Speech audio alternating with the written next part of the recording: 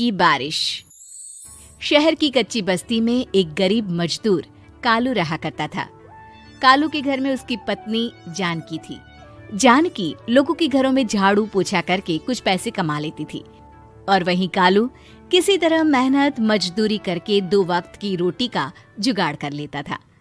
कुछ दिनों से हो रही बारिश के कारण कालू की मजदूरी बंद हो गई थी। अरे जानकी, इस बार तो बरसात ने हद ही कर दी, रुकने का नाम ही नहीं ले रही। कुछ समझ में नहीं आ रहा, अगर इसी तरह काम पर नहीं गया तो 2 वक्त की रोटी का जुगाड़ कैसे होगा। अरे तुम चिंता क्यों करते हो, बारिश का क्या है, 1 आध दिन में रुक जाएगी और उसके बाद में फिर से काम शुरू हो जाएगा। अरे 3 दिन तो हो गए, बरसात तो रुक ही नहीं रही है और आगे भी रुकने के कोई आसार नहीं दिख रहे। तो क्या हुआ, तुम्हारा काम बंद हुआ है ना? मैं तो अभी भी लोगों के घर झाड़ू पोछा करने जाती ही हूँ। मेरे पगार से कुछ दिन तो निकल ही जाएंगे। अरे घर का खर्चा तो हम किसी तरह चला लेंगे जानकी, लेकिन ये जो छत टपक रही है इसका क्या करेंगे?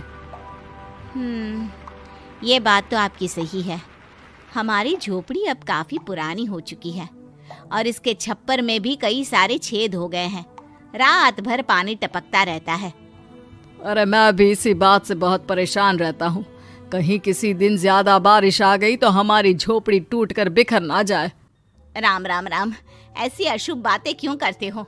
अरे ऐसा कुछ नहीं होने वाला। ये झोपड़ी ही तो हमारा सब कुछ है। अगर यही नहीं रही तो हम जाएंगे कहाँ? ठीक है जानकी, जब तुम्हारी पगार मिल जाएगी तो कुछ पैसे बचाकर झोपड़ी के छप्पर की मरम्मत करवा लेंगे। शायद हमारी परेशानी कुछ कम हो जाए। ठीक है जी, अब ना ज्यादा परेशान मत हो। ये लो, खाना खा लो और सो जाओ। सुबह मुझे भी जल्दी काम पर जाना है। जानकी और कालू अपनी झोपड़ी में सो गए।